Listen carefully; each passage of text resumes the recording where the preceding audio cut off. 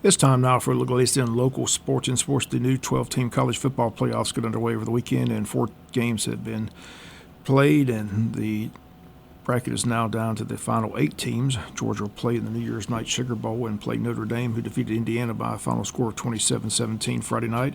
Notre Dame advances to the quarterfinals. On Saturday, Penn State dominated SMU, the final score 38-10. Penn State now will meet Boise State in the Fiesta Bowl. Next, it was Texas advancing at home over Clemson, the final score 38-24. Texas moves on to the Peach Bowl. They'll play Arizona State, and the Rose Bowl will feature a rematch of a game played earlier this year between Ohio State and Oregon.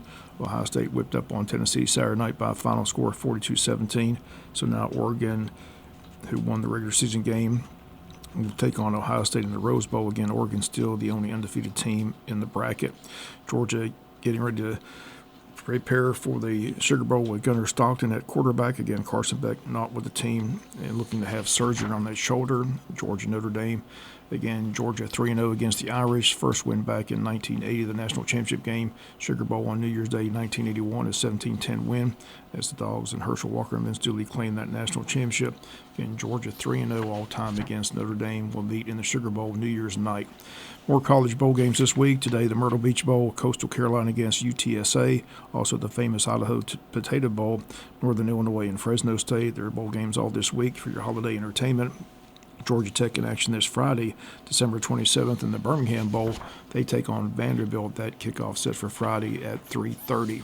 NFL football, Falcons back in first place in the division as they hold the tiebreaker over Tampa Bay, who lost Sunday night to the Dallas Cowboys in Dallas. Cowboys win 26-24.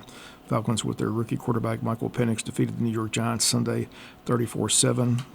Both teams at 8-7, but Atlanta holds the tiebreaker. Just needs to win their final 2 games of the regular season, and they would make the playoffs. Atlanta has to travel to Washington on December 29th and then close out the season on January 5th at home against Carolina. Tampa Bay's 2 games. They host Carolina on January 29th and then host the Saints on January the 5th. Other games in the NFL, Jacksonville struggles continue. They lose to the Raiders 19-14. Miami is still in the playoff hunt. They beat San Francisco 29-17.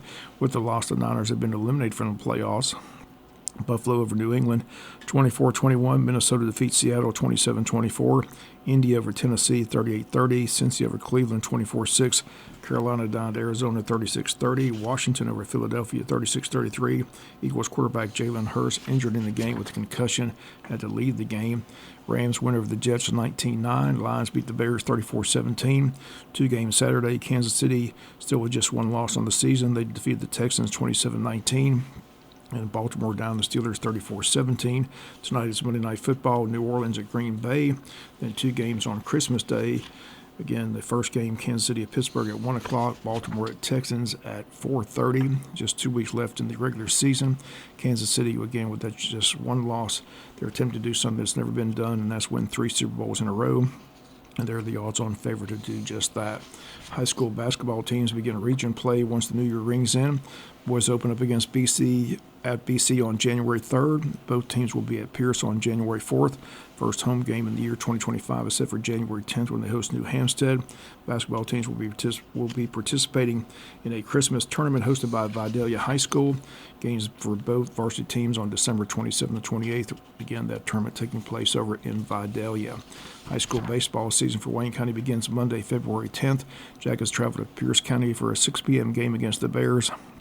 First home game will be a Thursday, February 13th, hosting Appleton County at 6 p.m.